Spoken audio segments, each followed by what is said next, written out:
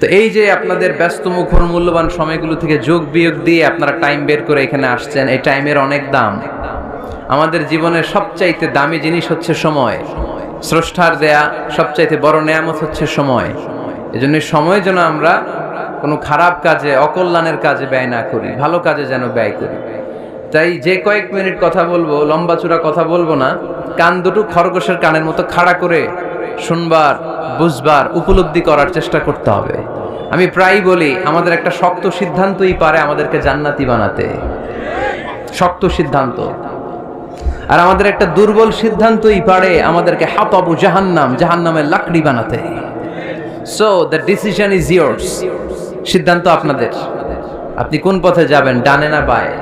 ডানে গেলে জান্নাত, বায়ে গেলে জাহান্নাম। তো কোন দিকে যাবেন? কোন দিকে? ডানে যাব, কারণ আমরা ডানপন্থী, ডান ব্লকের লোক। সব নবীরা ডানপন্থী ছিল। সব নবীরা কি পন্থী ছিলেন?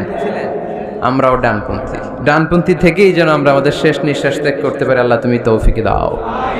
আজকের আলোচনার বিষয় হালাল এবং হারাম। আলোচনার বিষয় হালাল এবং হারাম। দুই রাস্তা, হালাল চলে গেছে এইদিকে, হারাম গেছে এইদিকে। সো আমরা যাব কোন দিকে? ডান দিকে। হালাল খুব বরকতময়, হালালে বরকত বেশি, হারামে বরকত নাই। বিশ্বাস করেন? 1 কোটি টাকা ইনকাম মাসে। কয় কোটি? এরকম লোক আছে না কসবায়? বাংলাদেশে আছে না? 1 কোটি টাকা ইনকাম, কোটি টাকা ইনকাম তার। কিন্তু বছরে কোটি কোটি টাকা তার ইনকাম, 1 মাসে ইনকাম 1 কোটি টাকা। কিন্তু দেখা যায় মাসে একটা হসপিটাল বিল পরিশোধ করতে তার চলে যায় 50 লাখ টাকা। আছে না নাই? ওয়াইফের ক্যান্সার, যার নেই কোনো অ্যান্সার। ছেলে ইয়াবা খায়, ওরে দেয়া লাগে 20 লাখ। বাড়ি ভাড়া, খাওয়া দাওয়া ইত্যাদি খরচ শেষে দেখা যায় মাস শেষে আরো 20 লাখ ঋণের মধ্যে পড়ে আছে। আছে না নাই? কিন্তু মাসে ইনকাম ছিল কত? 1 কোটি। কিন্তু মাস শেষে দেখা যায় 20 লক্ষ টাকা ঋণের বোঝায় চাপা পড়ে আছে। আর রিকশাওয়ালা, ওর বেতন নাই, যা পারে ইনকাম করে প্রতিদিন। মাসে অন অ্যান অ্যাভারেজ তার ইনকাম 5,000। কয় হাজার? 1,000 চলে যায় ওর যে ছুপড়ির বেড়া, ওই বাড়ির ভাড়া দিতে। 1,000 চলে যায় ওর খাওয়া, 1,000 চলে যায় চিকিৎসা, 1,000 চলে যায় ছেলেমেয়েদের পড়াশোনা, আনুষঙ্গিক আরো 500, মাস শেষে আরো থেকে যায় 500। সুবহানাল্লাহ কইতে পারলেন না? 1 কোটি টাকা ইনকাম করেও 20 লক্ষ টাকা ঋণের বোঝায় চাপা পড়ে আছে। আর 5,000 টাকা ইনকাম, মাস শেষে কত থাকে? 500। কারণ ওর পুরো ইনকামটাই হালাল। ওর পুরো ইনকামটা কি? আর হালালে বরকত ঢুকায় দিছে কে? হারামে কোনো বরকত আছে? আওয়াজ করে বলেন তো, গরু খাওয়া হালাল না হারাম? কুকুর খাওয়া? কুরবানিতে কি জবাই হয়? সুন্নতে খাতনার অনুষ্ঠানে, বিয়ের অনুষ্ঠানে, প্রতিদিন কসাইয়ের দোকানে, কোথাও কুকুর জবাই হয়? আচ্ছা, গরু বা গাভী বছরে বাচ্চা দেয় কয়টা? একটা। আর কুকুর দেয় কয়টা? 7টা, 10টা, 11টা। জন্ম নিয়ন্ত্রণ নাই তো, দেদারসে দিচ্ছে, ফ্যামিলি প্ল্যানিং নাই, তাই না? আচ্ছা, তো দেখেন, গরু বাচ্চা দিল কম, কুকুর বাচ্চা দিল বেশি। গরু জবাই হয় বেশি, কুকুর জবাই হয় না। গরু আমরা খাই বেশি, কুকুর খাই না। তারপরেও কসবায় গরু বেশি না কুকুর বেশি? আওয়াজ করে বলতে হবে, গরু না কুকুর? কারণ গরু খাওয়া হালাল, আর হালালে বরকত ঢুকায় দিছে কে? এজন্য দ্য ডিসিশন ইজ ইয়ার্স। সিদ্ধান্ত আপনার। কই যাবেন, ডানে না বায়ে? হালালের সাথে না হারামের সাথে? হালালটা হচ্ছে পরিবেশ বান্ধব। হালালটা কি? Eco friendly. এটা পরিবেশ বান্ধব, এটা স্বাস্থ্যকর, এটা রুচিসম্মত, এটার মধ্যে কোনো ঝামেলা নাই, এটাতে কোনো ভেজাল নাই। হালালে থাকলেই লাভ, যদিও অল্প। সুবহানাল্লাহ পড়েন।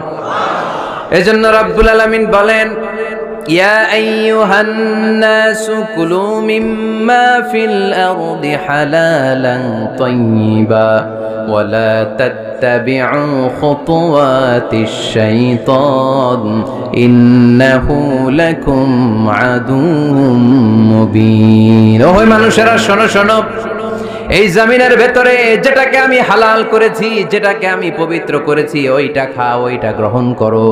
হারাম খেও না, হারাম অর্জন করো না, হারামের কাছেও যেও না। শয়তানের পদাঙ্ক অনুসরণ করো না। জেনে রেখো, শয়তান হলো তোমাদের প্রকাশ্য দুশমন। ঠিক কি না? আদুউম মুবিন। শয়তান আমাদের প্রকাশ্য দুশমন। সে হারামকে আমাদের কাছে চাকচিক্যময় করে তুলে। সে বুঝাতে চায় হারামের মধ্যে আরাম।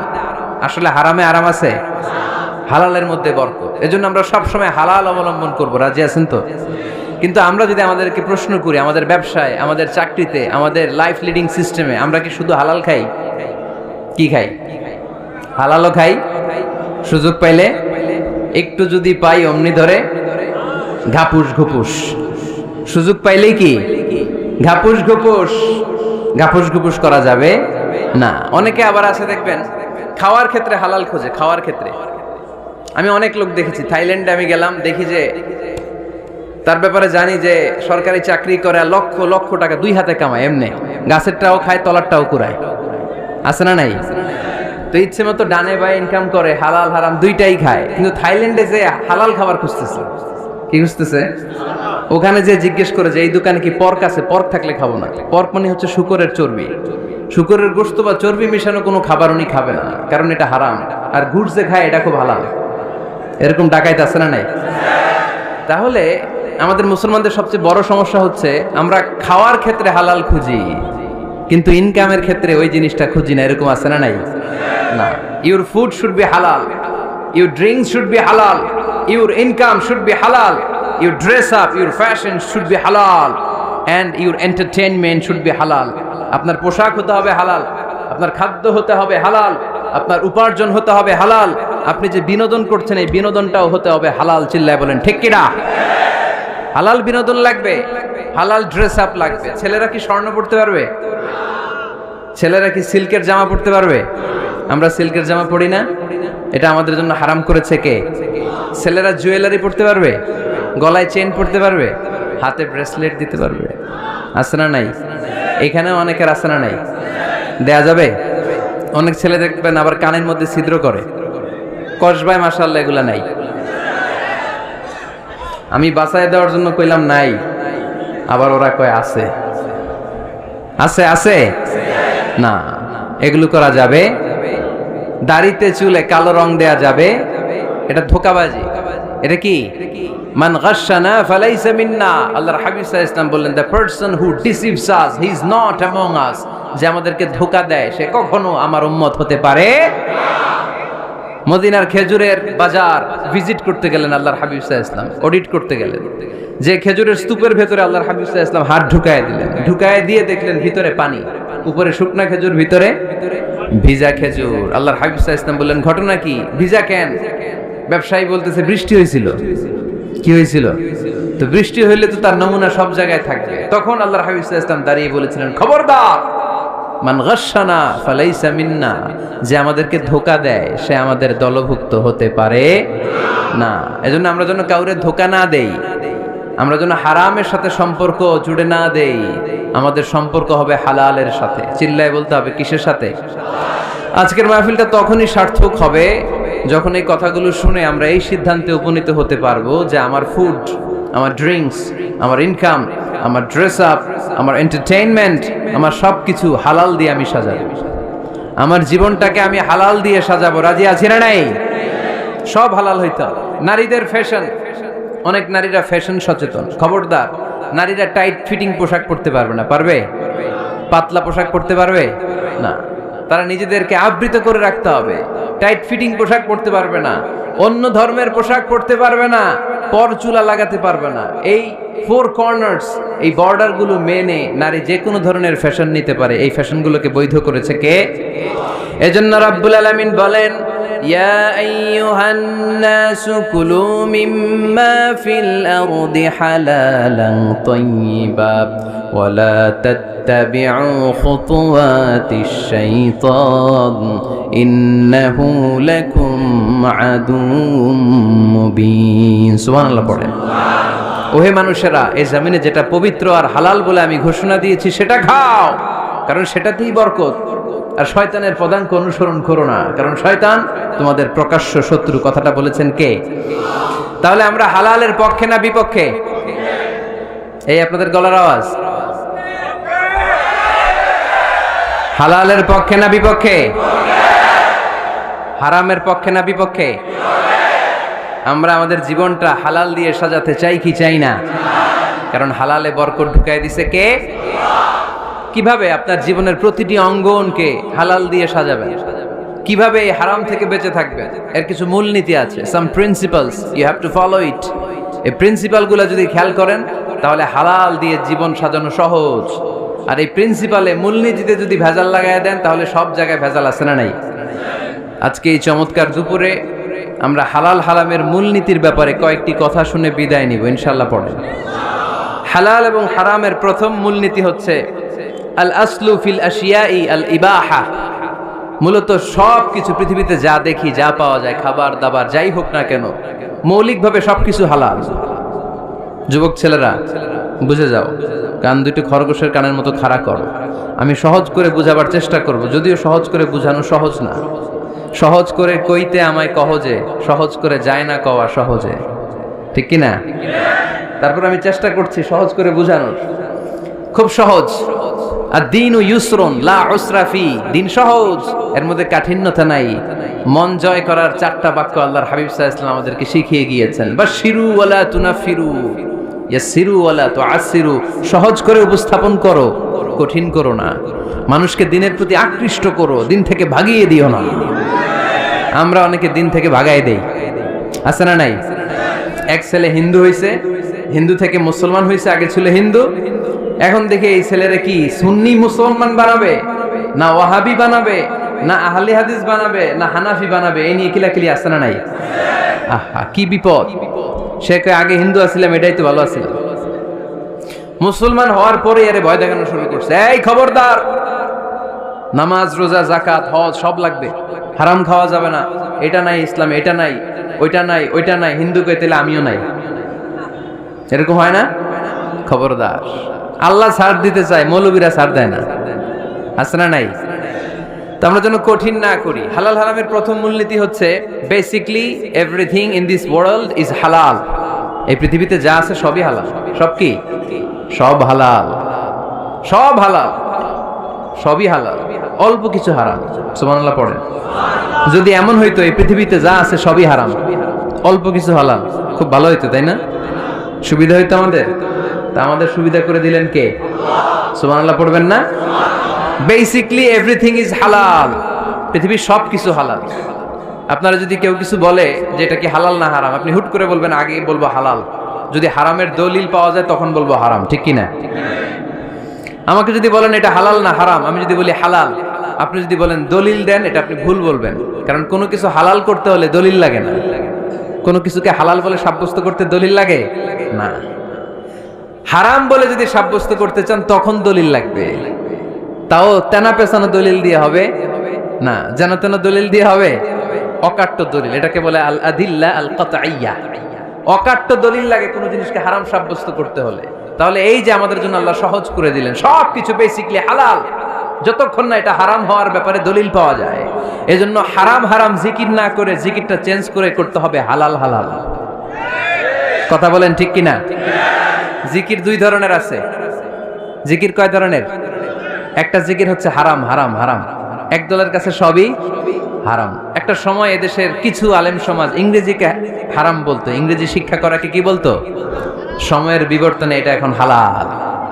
এখন এটা কি হালাল। একটা সময়ে আলেম সমাজের কিছু অংশ রাজনীতি করাকে হারাম বলতো। কথা কি বুঝতেছেন? এখন এটা কি হালাল হয়ে গেছে। ইসলামী ব্যাংকিং কে হারাম বলতে একটা সময়, যে না কোনো ফিনান্সিয়াল ট্রানজাকশন এই সিস্টেমে ব্যাংকিং এটা ইসলামে জায়েজ না, এটা হারাম হারাম, কারণ ওদের জিকির কি? কথা কয় না? হারাম হারাম হচ্ছে এদের জিকির। একটা সময় ইসলামিক ব্যাংকিং হারাম ছিল, এখন এটা কি হয়ে গেছে? তার মানে এখনো অনেক কিছু এদের কাছে হারাম। সময়ের বিবর্তনে, কালের আবর্তনে এদের মুখ দিয়ে এগুলো একদিন হালাল হয়ে বের হবে। চিল্লায় বলেন ঠিক কি না? এজন্য এই পৃথিবীর সবকিছু মূলত হালাল, যতক্ষণ না হারাম হওয়ার ব্যাপারে দলিল না পাওয়া যায়। হারাম করতে হলে দলিল লাগে, হালাল বানানোর জন্য দলিল লাগে না। আবার যেন তেন কোনো দলিল দিয়ে, ঠুনকো কোনো দলিল দিয়ে কোনো জিনিসকে হারাম করা যায় না। হারাম করতে হলে অকাট্য দলিলের প্রয়োজন হয়। কথা বুঝতে পেরেছেন? প্রথম মূলনীতি ক্লিয়ার সবার কাছে? আল্লাহর হাবিব সাল্লাল্লাহু আলাইহি ওয়াসাল্লাম বলতেন হালাকাল মুতানাত্তিউন, যারা মুতানাত্তিউন তাদের ধ্বংস, তাদের উপর আল্লাহ লানাত। সাহাবারা বললেন, ইয়া রাসূলুল্লাহ, ইয়া হাবিবাল্লাহ, মান হুমুল মুতানাত্তিউন? মুতানাত্তিউন কারা? যাদের উপর আপনি লানত দিলেন, যাদের ধ্বংসের কথা বললেন। বিশ্বনবী বললেন, আল্লাহর দেয়া হালাল বিষয়কে যারা সমাজের মধ্যে হারাম বলে প্রচার করে তারাই হলো সমাজের মুতানাত্তিউন। নাউজুবিল্লাহ পড়েন। কুল মান হারামা যিনাতাল্লাহিল্লাতী আখরাজা লিইবাদিহি ওয়াত-তাইয়্যিবাতি মিনার রিজক। এজন্য আল্লাহ ডেকে বললেন, খবরদার, কে আছে সমাজের মধ্যে আমার দেয়া হালাল সাজসজ্জাগুলোকে, পবিত্র জিনিসগুলোকে হারাম বলে ফতোয়া তুলে, তাদের উপর আমার লানত। খবরদার, আল্লাহ যেটাকে হালাল বলছে এটাকে হারাম বলার স্পর্ধা দেখাবেন না। এটারে হারাম বলা যাবে?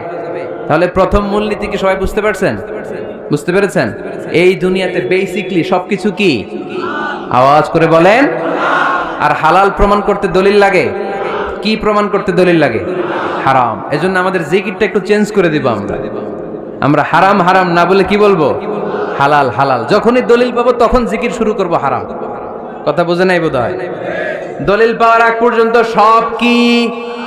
আরো জোরে বলেন। দলিল পাওয়ার পরে সেটা হয়ে যাবে হারাম। প্রথম মূলনীতি ক্লিয়ার? সবার কাছে ক্লিয়ার? কষ্ট হইতেছে? শেষ করে দিব? আরো কয়েক মিনিট শুনবেন? আচ্ছা, দ্বিতীয় মূলনীতি হচ্ছে হালাল হচ্ছে আনলিমিটেড। হালাল কি? কথা বলেন। আনলিমিটেড। আর হারাম হচ্ছে লিমিটেড। হারাম হচ্ছে সসীম, হালাল হচ্ছে অসীম। হালাল গুণে শেষ করা যায় না, কিন্তু হারাম গুণে শেষ করা যায়। সুবহানাল্লাহ পড়তে পারলেন না?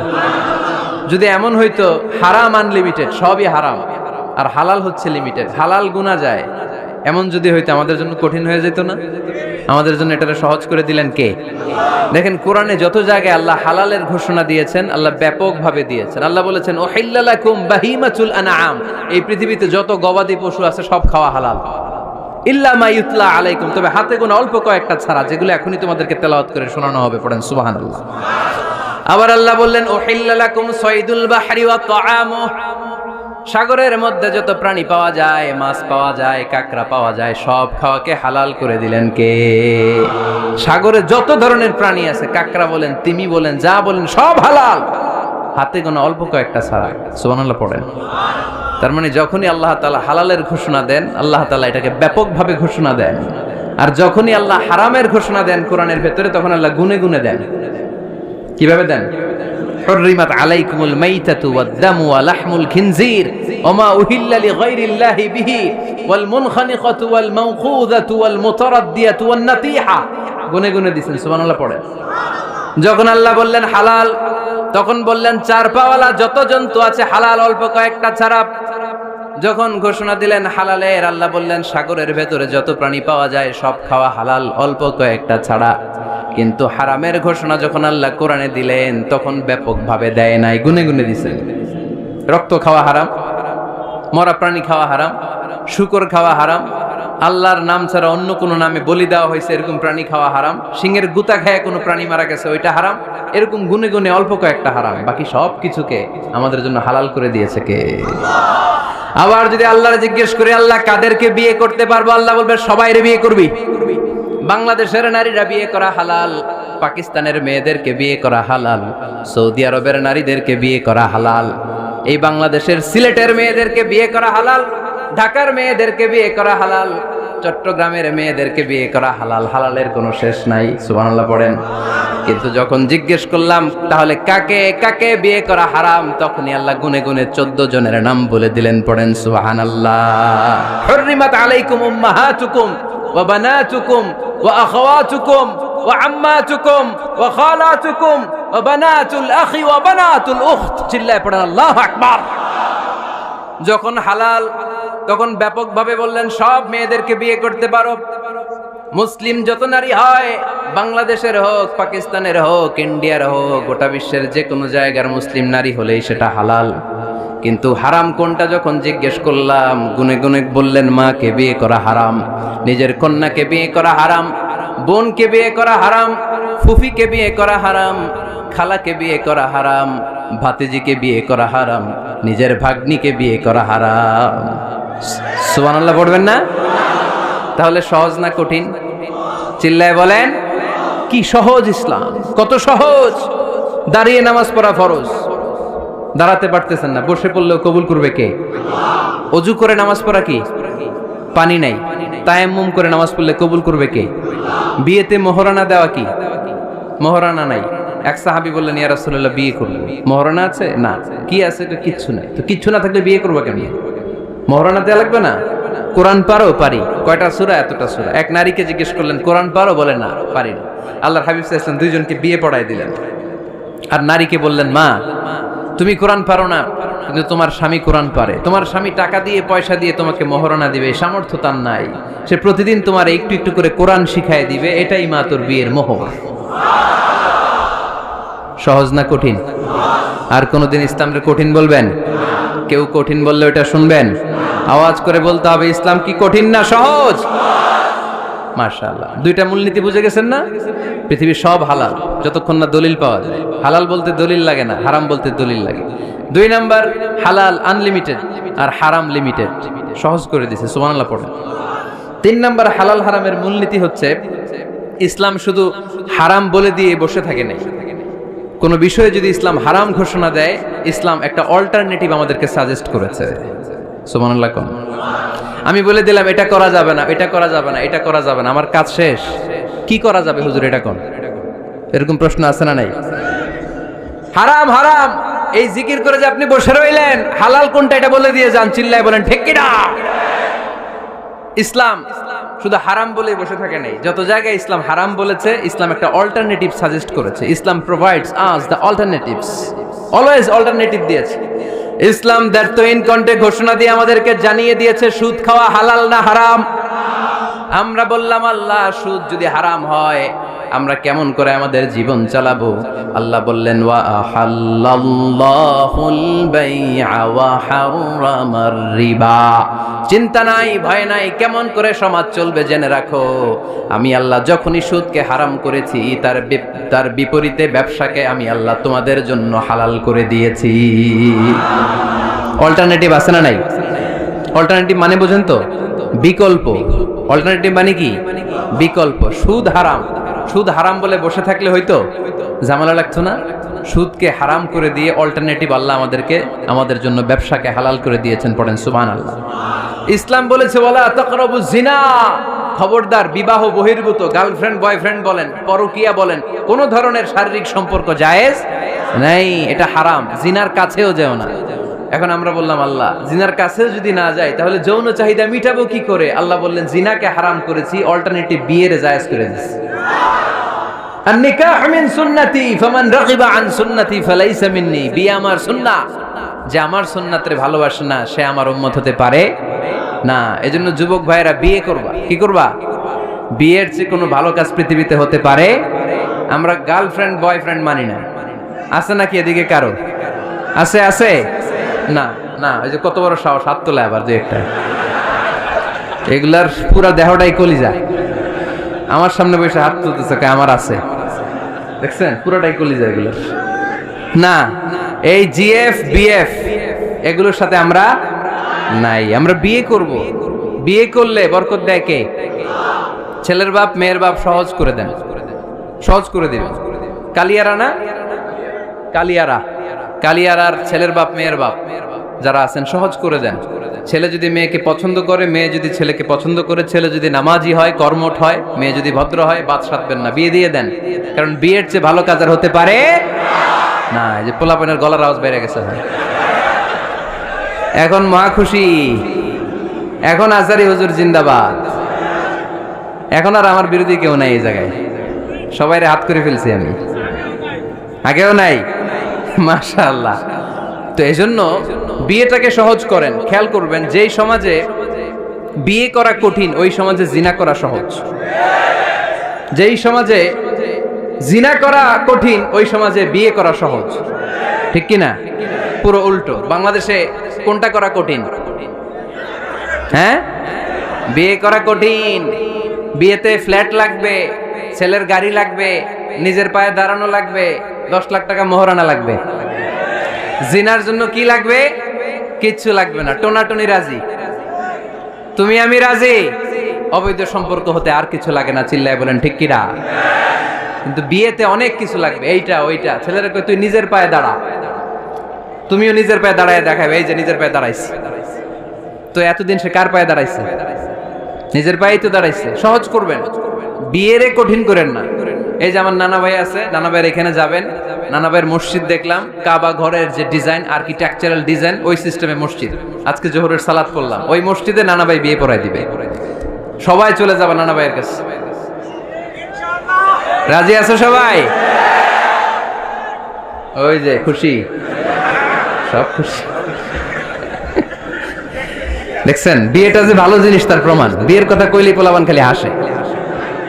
এটা জান্নাতি সম্পর্ক, তো এই কারণেই সাইয়েদনা আদম আলাইহিস সালাম আর হাওয়া আলাইহাস সালাম দুইজনকে বিয়ে পড়াই দিছিল কে? এই দুইজন এমন দুইজন মানব আর মানবী, ওনাদের কোনো শৈশব ছিল না, ওনাদের কোনো কৈশোর ছিল না, যৌবন দিয়েই শুরু। এজন্য আগে আল্লাহ বিয়ে পড়াই দিছে। কথা কয় না? ওই মেয়ে, আপনার শৈশব আছে না নাই? কৈশোর, আদম আলাইহিস সালামের শৈশব কৈশোর, হাওয়া আলাইহিস সালামের শৈশব কৈশোর। জীবন শুরু করছে কি দিয়া? যৌবন দিয়ে। বিয়ের দরকার আছে না নাই? এজন্য আল্লাহ জান্নাতেই বিয়ে পড়ায় দিলেন।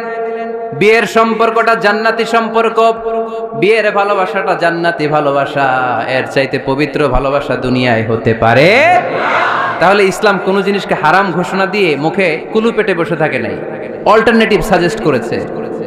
সুদ খাওয়া হারাম, অল্টারনেটিভ ইসলাম আমাদেরকে বলে দিল ব্যবসা হালাল। জিনা করা হারাম, পরকিয়া হারাম, গার্লফ্রেন্ড বয়ফ্রেন্ডের এই কালচার হারাম, তার বিপরীতে বিয়ে করা হালাল। সুবহানাল্লাহ পড়েন। এরপর ইসলাম বলে মদ খাওয়া হারাম।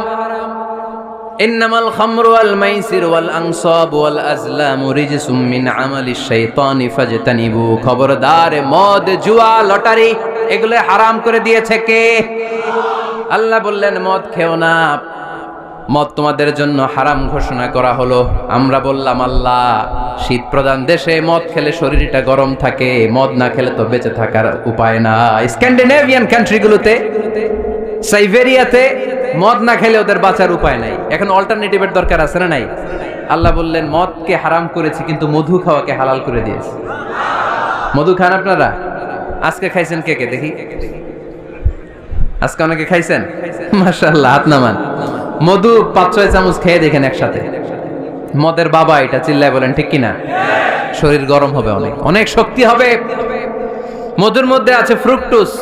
কি আছে? ফলের মধ্যে আছে সুক্রোজ, আর চিনিতে আছে গ্লুকোজ। ফ্রুকটোজ আর সুক্রোজ এটা স্বাস্থ্যসম্মত, এটা ভেরি হেলদি ডায়েট। এটা খাবেন, তাহলে সুস্থ রাখবে কে? তাহলে সুক্রোজ খাবো, ফ্রুকটোজ খাবো, আর গ্লুকোজ কমায় দিব। রাজি আছেন তো? এরপর ইসলাম আমাদেরকে বলল ঢোল বাদ্য বাজানো এটা হারাম, অশ্লীল গান বাজনা হারাম, নাচানাচি হারাম। আমরা বললাম আল্লাহ, বিনোদনের একটা মাধ্যম তো আমাদের লাগবে। ইসলাম বলল ইসলামী নাশিদ যদি তুমি গাও সেটা হালাল। ঢোল হারাম, কিন্তু তার বিপরীতে দফকে হালাল করেছে কে? ঢোলের দুই দিকে আটকানো, এটা বাজালে নেফাকি তৈরি হয়, ধামধাম আওয়াজ তৈরি হয়, এমন বিট তৈরি হয়, ডান্স দিতে মনে চায়। আছে না নাই? প্রায় মাঝে মাঝে দেখি ওই গায়ে হলুদের অনুষ্ঠানে ইত্যাদি ইত্যাদি অমুক অনুষ্ঠানে বাসার ছাদের উপরে এমন বিটে হেভি মিউজিক্যাল ইনস্ট্রুমেন্ট দিয়ে এমন গান ছাড়ে, পুরো এলাকাটা কাঁপে ওনাদের সাথে। দুম্মা চলে, দুম্মা চলে, খালি কি চলে? দুম্মা চলে। খেয়াল করছেন? আপনার কাছে যদি বাজায় এই টেবিলটা কাঁপবে, সাথে সাথে আপনার শরীরও কাঁপবে, আপনাকে ক্রেজি বানাবে।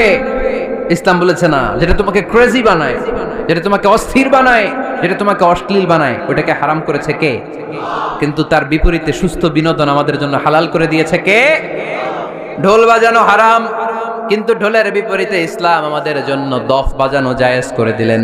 আল্লাহর হাবিব সাল্লাল্লাহু আলাইহি ওয়াসাল্লাম যখন মক্কা থেকে হিজরত করে মদিনাতে গেলেন, মদিনার সানিয়াতুল ওয়াদা নামক জায়গায় মদিনার আবাল বৃদ্ধ বনিতা, সাহাবারা, নারীরা, পুরুষেরা, ছোট্ট সোনামণিরা দফ হাতে নিয়ে বিশ্বনবীকে ওয়েলকাম জানাতে শুরু করলো। তালাআল বাদরু আলাইনা মিন সানিয়াতিল ওয়াদা وجب الشكر علينا ما دعا لله دا أيها المبعوث فينا جئت من أمر المطاع جئت شرفت المدينة مرحبا يا خير دا সবাই পড়েন طلع البدر علينا من ثنيات الوداع وجب الشكر علينا ما دعا لله دا সুবহানাল্লাহ পড়েন। এই যে আমরা নাশিদটা গাইলাম, এটা হালাল না হারাম? সাথে যদি দফও থাকতো, আমরা যদি দফও বাজাইতাম, এটা হালাল না হারাম? এটা হালাল। দেখেন কি সুন্দর চেক এন্ড ব্যালেন্স, ইসলাম চেক এন্ড ব্যালেন্স করেছে। কতটা ভারসাম্যপূর্ণ জীবন ব্যবস্থা আমরা পেয়েছি, কত চমৎকার আমাদের শরিয়া। এটারে আমরা কঠিন বানাই। ঢোল বাজানো হারাম, কিন্তু তার বিপরীতে দফ বাজানোকে হালাল করে দিয়েছে কে? আবার আল্লাহর হাবিব সাল্লাল্লাহু আলাইহি ওয়াসাল্লাম বলতেন আ'লিনু আন নিকাহ বিদ-দুফুফ, এলাকায় যখন তোমাদের কারো বিয়ে হয় দফ দিয়ে ব্যান্ড পার্টি করে জানিয়ে দাও। ঢোলের ব্যান্ড পার্টি না, গিটারের না, হারমোনিয়ামের না, বংশী বাজায় কে রে সখী, বংশী বাজায় কে? ওই বংশী দিয়া না, ওই বংশী হারাম, বাঁশি বাজানো হারাম, কিন্তু দফ বাজানোকে হালাল করে দিয়েছে কে? বিয়ের ঘোষণায় দফ বাজিয়ে ব্যান্ড পার্টি করতে বলেছে বিষ্ণু ঈসা ইসলাম। কারণ বিয়েতে একজন নারী পুরুষের যেই সম্পর্ক হয়, জিনা বা ব্যভিচারে একই সম্পর্ক হয়। পার্থক্য হচ্ছে এটা সামাজিক স্বীকৃতি আছে, জিনার স্বীকৃতি নাই, ঠিক কিনা? এজন্য বিয়ে গোপন করে করা যায় না, এটা অ্যানাউন্স করে করতে হয়। ওমরে ফারুক রাদিয়াল্লাহু তাআলা আনহু যখন মদিনার খলিফা, উনি বলতেন লুকিয়ে লুকিয়ে যদি কেউ বিয়ে করে, সমাজের আশেপাশে তার প্রতিবেশীরা যদি তাদের দাম্পত্য জীবন সম্পর্কে না জানে, আমি তাদের দুইজনকে জিনার শাস্তি দেব।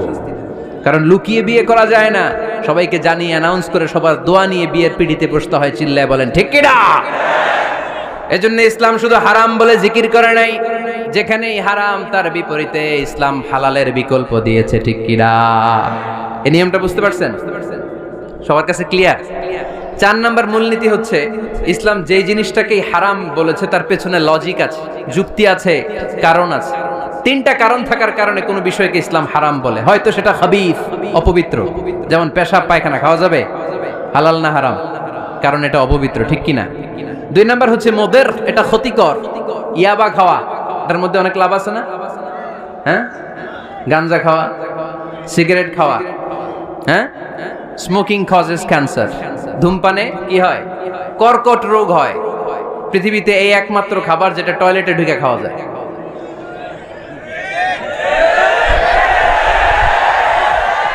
সিগারেট ছাড়া, এটা ছাড়া, এটা কোনো খাবার টয়লেটে বসে খাওয়া যায়?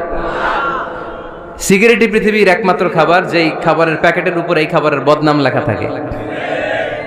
কালিয়ারার বাজারে এক ধরনের বিস্কুট আসছে, মনে করলেন, দেখলেন যে বিস্কুটের গায়ের মধ্যে লেখা এই বিস্কুট যেই খাবে তারই ডায়রিয়া হবে। খাবেন? দোকানওয়ালারা কি কইবেন?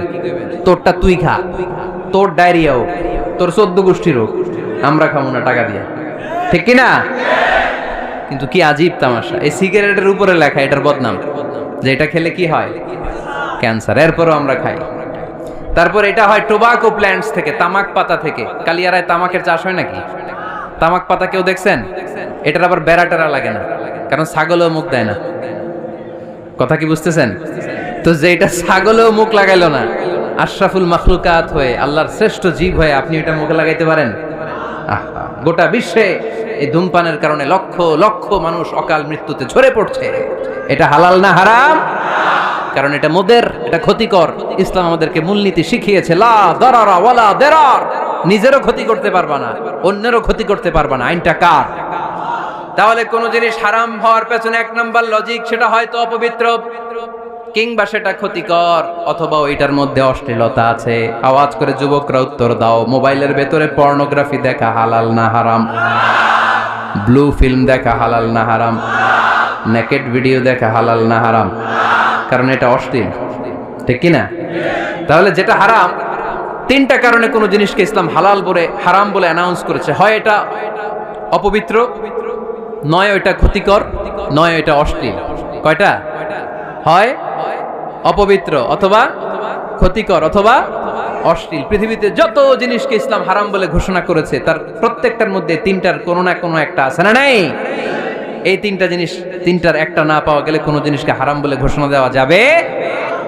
এরপর ইসলাম আমাদেরকে শিখিয়েছে 5 নাম্বার মূলনীতি, মুকদ্দামাতুল হারামে হারাম। হারামের সূচনাটাও হারাম। কোন বেগানা নারীর দিকে তাকিয়ে থাকা হারাম হওয়ার কথা ছিল না, কিন্তু যেহেতু এই তাকানোটা এক সময় জিনার দিকে নিতে পারে, তাই এই তাকানোটা কেউ হারাম করেছে কে? আন-নাযার, এই দৃষ্টিটা বড় ভয়ঙ্কর। আল্লাহর হাবিব সাল্লাল্লাহু আলাইহি ওয়াসাল্লাম বলেছেন, আন-নাযার সাহামুন মাসমুমুন মিন সিহামি ইবলিস। এই দৃষ্টি, লাগামহীন দৃষ্টি, শয়তানের বিষ মাখানো তীরবানের মধ্যে থেকে একটা ভয়ঙ্কর তীর। এই তীর দিয়ে শয়তান যুবকদেরকে কাবু করে ফেলে। ডাইরেক্টলি শারীরিক সম্পর্কের দিকে কেউ যায় না, প্রথমে বদনজর। প্রথমে কি কথা কয় না, গলার সাউন্ড এখন কমে আসছে, এখন বিপরীতে ঘা পড়তেছে, তো এখন আর সাউন্ড নাই। প্রথমে শুরু হয় কি দিয়ে?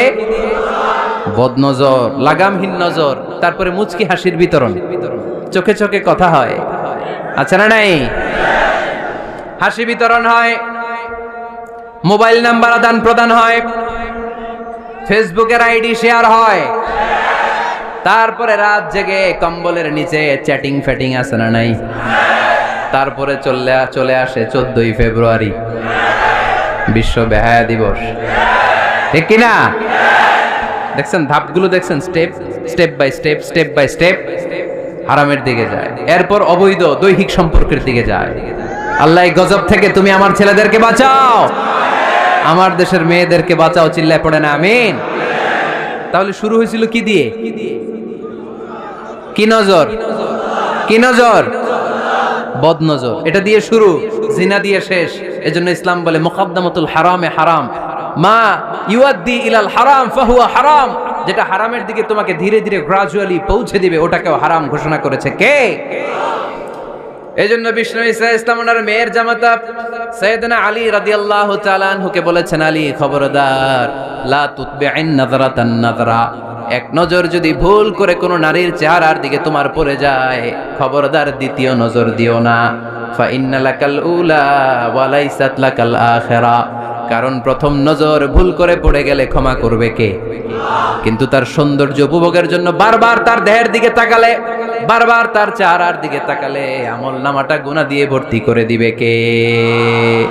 আল্লাহ চেক এন্ড ব্যালেন্স করেছেন। পুরুষদেরকেও বলেছে চোখ নামাও, কুল্লিল মুমিনিনা ইয়াগুদ্দু মিন আবসারিহিম, lower your gaze, lower your eyesight.